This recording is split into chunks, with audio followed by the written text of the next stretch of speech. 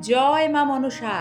আস্তিকস্য মুনির মাতা ভগিনী বাসুকেস্তথা জরৎকারু মুনে পত্নী মনসা দেবী নমঃস্তুতে। শুভ মনসা পূজা। নমস্কার দর্শক বন্ধুরা, আজ শ্রাবণ সংক্রান্তি ও মনসা পূজা। এই পুণ্য দিনে একটিবার অন্তত মা মনসার পাঁচালী ও ব্রতকথা শ্রবণ করুন। শ্রাবণ সংক্রান্তিতে পূজা মনসার, কিরূপেতে মর্তধামে পূজার প্রচার, তাহার বৃত্তান্ত আজি করিব বর্ণন। মা মনসার ব্রত কথা শুনো দিয়া মন। পূর্বকালে ছিল এক চম্পকনগর, সেথায় বসতি করে সাধু চন্দ্রধর। নিত্য করে শিব পূজা অতি ভক্তি ভরে, শুদ্ধ চিত্তে পূজে সাধু দেব মহেশ্বরে। সাধুর বনিতা হয় সনকা সুন্দরী, করে মনসার পূজা ঘটে জল ভরি। তাহা দেখি চন্দ্রধর কহে ক্রোধমন, মনসার পূজা তুমি করো অকারণ। ছিন্ন ভিন্ন করে সাধু মনসার পট, পদাঘাতে ভেঙে দেয় জল ভরা ঘট। ইহা দেখি মা মনসা কুপিতা হইয়া, বাণিজ্যের সপ্ততরী দিল ডুবাইয়া। 6 পুত্র মারা যায় মা মনসার কোপে, তথাপি চন্দ্রধরের প্রাণ নাহি কাঁপে। মা মনসা বলে শুনো সাধু চন্দ্রধর, যদি সুখ শান্তি চাও মোর পূজা কর। চাঁদ বলে না পুজিব চ্যাংমুড়ি কানি, আমি শুধু পুজি মোর শঙ্কর ভবানী। লক্ষিন্দর জন্ম নিল বহুকাল পরে, কন্যা খুঁজে চন্দ্রধর বিবাহের তরে। বেহুলা লক্ষিন্দর লৌহ বাসর ঘরে, কালীনাগ লক্ষিন্দরে দংশন করে। কলার মান্দাসে ভাসে কোলে লয়ে পতি, ভাসি ভাসি ধোপা ঘাটে আসে শীঘ্র গতি। ধোপানির সাথে সতী যায় স্বর্গপুরে, পতি প্রাণ ভিক্ষা মাগি কহিলা শঙ্করে। বেহুলার কথা শুনি ডাকি মনসারে, হর কহে প্রাণ দান দেহ লক্ষিন্দরে। প্রাণ পেয়ে লক্ষিন্দর জাগিয়া উঠিল, মা মনসা পূজা দিতে চাঁদ রাজি হলো। বাম হস্তে পূজে চাঁদ মাতা মনসারে, মর্তধামে হলো পূজা এই সে প্রকারে। সমুদ্রে উঠিল সপ্ত ডিঙা মধুকর, 6 পুত্রে ফিরে পায় সাধু চন্দ্রধর। জয় মা মনসা। এবার পাঠ করব মা মনসার ব্রত কথা। এক দেশে এক গরিব ব্রাহ্মণ বাস করত। তার 7টি মেয়ে হয়েছিল, কিন্তু ছেলে একটিও হয়নি। সে ঠিক সময় মতো 6টি মেয়ের বিয়ে দিয়ে দিল, কিন্তু তার ছোট মেয়ে সরলার বর আর কিছুতেই জুটল না। ব্রাহ্মণ চারিদিকে সরলার জন্য বর খুঁজতে লাগলো। শেষে তাদের গ্রাম থেকে কিছু দূরের গ্রামে এক ব্রাহ্মণের খবর পেয়ে সরলার বাবা সেই ব্রাহ্মণের বাড়ি গেল। সেই ব্রাহ্মণের 11টি ছেলে ছিল। সে 10টি ছেলের বিয়ে খুব বড়লোকের বাড়িতে দিয়ে 10টি বউ এনেছিল, কিন্তু বড়লোকের মেয়েরা শ্বশুরকে মোটেই যত্ন করতো না। সেই জন্য সে তার ছোট ছেলের বিয়ে দিয়ে একটি গরিবের মেয়ে আনার জন্য খোঁজাখুঁজি করছিল। সে সরলার বাবার কাছে সরলার কথা শুনে সরলার সঙ্গেই তার ছোট ছেলের বিয়ে দিল। সরলা শ্বশুর বাড়িতে এলো, কিন্তু শাশুড়ি আর জায়রা তাকে দেখে ঘেন্না করতে লাগলো। একমাত্র শ্বশুর ছাড়া সরলাকে কেউ ভালো চোখে দেখতে পারতো না। তার জন্য সরলার মনে খুব কষ্ট ছিল। সে ভাবতো যে গরিবের মেয়ের বেঁচে থাকা কেন, জন্মাবার সঙ্গে সঙ্গেই মরে গেলেই তো তাকে আর এমন কষ্ট সহ্য করতে হতো না। সরলার দিন খুব দুঃখেই কাটতে লাগলো।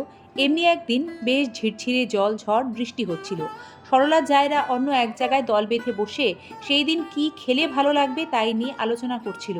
কেউ পোলাওয়ের কথা বললে, কেউ বলল ঘুনি খিচুড়ি, আবার কেউ বলল যে এটা তেলে ভাজা খাবারই দিন। এমন সময় সরলা সেদিকে আসতে অন্য বউয়েরা তাকে বলল, আচ্ছা ছোট বউ, আজকের দিনে কি খেতে ভালো লাগে বলো তো। সরলা তো ছিল গরিবের মেয়ে, সে তার পছন্দ মতো বলল, মাছের টক আর পান্তা ভাত। অন্য বউয়েরা হো হো করে হেসে উঠে তাকে খুব ঠাট্টা করতে লাগলো। তারপর একটু বেলা হতে সকলে পুকুরে স্নান করতে গেল। সরলাও গেল তাদের সঙ্গে। পুকুর ঘাটে সরলা দেখলো যে কতগুলো ছোট ছোট মাছ কিলবিল করে ঘুরে বেড়াচ্ছে। সে তার গামছা পেতে মাছগুলোকে ধরে নিল। তাই দেখে তার জায়রা আবার খুব ঠাট্টা করে বলল, ওই দেখো, ছোট বউ মাছের টকের ব্যবস্থা করে ফেলেছে, আর পান্তা ভাতও ঘরেই আছে। ওর আর কোনো ভাবনাই রইল না।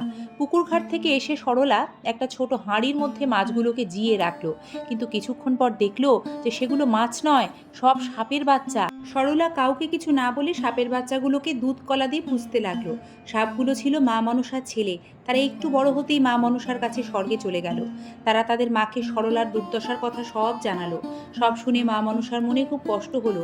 তিনি এক বুড়ি ব্রাহ্মণীর বেশ ধরে সরলাদের বাড়িতে এসে নিজেকে তার মাসি বলে পরিচয় দিয়ে সরলাকে দিন কয়েকের জন্য নিয়ে যেতে চাইলেন। শ্বশুরবাড়ির লোকেরা কোনো আপত্তি না করে সরলাকে সেই বুড়ি ব্রাহ্মণীর সঙ্গে পাঠিয়ে দিল। বুড়ি ব্রাহ্মণী তখন তাকে নিয়ে এক নির্জন বনের মধ্যে গিয়ে উপস্থিত হলেন। তিনি সরলাকে বললেন, মা, তুমি চোখ বুজে থাকো, আমি না বললে চোখ খুলো না।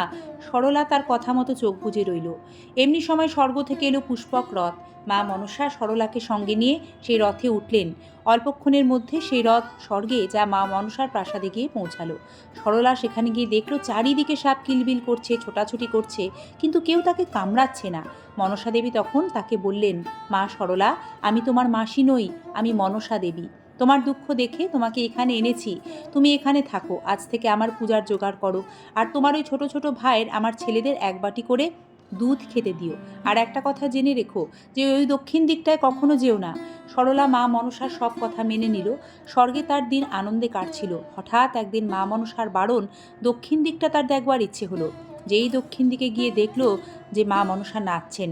নাচ দেখতে দেখতে সরলা ছোট ভাইদের জন্য দুধ গরম করার কথা একেবারে ভুলে গিয়েছিল। হঠাৎ মনে পড়ায় ছুটে এসে দুধ গরম করে রাখলো। এর কিছু পরে তার সাপ ভাইরা দুধ খেতে এলো, কিন্তু দুধ তখনও জুড়োয়নি। গরম দুধ খেয়ে তাদের মুখ পুড়ে গেল।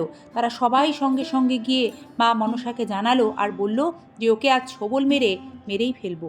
কিন্তু মা মনসা বললেন, না, তা হবে না, বরং ওকে একগা গয়না পরিয়ে ও শ্বশুর বাড়িতে রেখে এসো। শেষে তাই হলো। সরলাকে একগা গয়না পরিয়ে তাকে তার সাপ ভাইরা তার শ্বশুর বাড়িতে নিয়ে এলো। সরলার গায়ে একগা গয়না দেখে তার জায়েরা আবার খুব ঠাট্টা করে বলল, একগা গয়না পরে কত ঢং দেখো। সরলা তখন বলল, ষাট ষাট, বেঁচে থাক আমার আড়ল পাড়ল ঢোঁড়া বোড়া কেউটে আমার সাপ ভাইরা। আমার আবার গয়নার অভাব। তখন সরলার সাপ ভাইরা তাকে পৌঁছে দিয়ে বাড়ি ফেরেনি, আশেপাশেই ছিল। তারা সরলার কথা শুনে স্বর্গে গিয়ে তাদের মাকে সব বলল। সব কথা শুনে মা মনসা আবার সরলাদের বাড়িতে এলেন, আর যেখানে যা সাজে সেইভাবে সরলাকে আরও গয়না পরিয়ে দিয়ে বললেন, মা, তুমি পৃথিবীতে এখন থেকে আমার পুজোর প্রচলন করো। আমি বাস করব ফণি মনসা গাছে। দশহরা আর নাগপঞ্চমীর দিন এই গাছের ডাল এনে বাড়িতে পুজো করো। প্রত্যেক বছর ভাদ্র মাসে শনি মঙ্গলবারে আমার পুজো করে পান্তা ভাত ভোগ দিও, তাহলে কখনো সর্প ভয় থাকবে না। এই কথা বলে মা মনসা অদৃশ্য হলেন। সেই থেকে দেশে দেশে মা মনসার পুজোর প্রচার হলো। ব্রতের ফল, এ ব্রত করলে বাড়িতে কখনো সাপের কামড়ানোর ভয় থাকে না। মা মনসার আশীর্বাদে সংসার ধনে জনে পূর্ণ থাকে। জয় মা মনসা, তোমার কৃপা সকলের সংসারে বর্ষণ করো।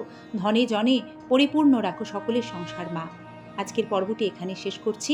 পর্বটি সম্পূর্ণ ভক্তি ও নিষ্ঠার সাথে দেখার জন্য আপনাদের সকলকে আন্তরিক ধন্যবাদ, বিনম্র শ্রদ্ধা। জয় মা মনসা। শুভ মনসা পূজার শুভেচ্ছা।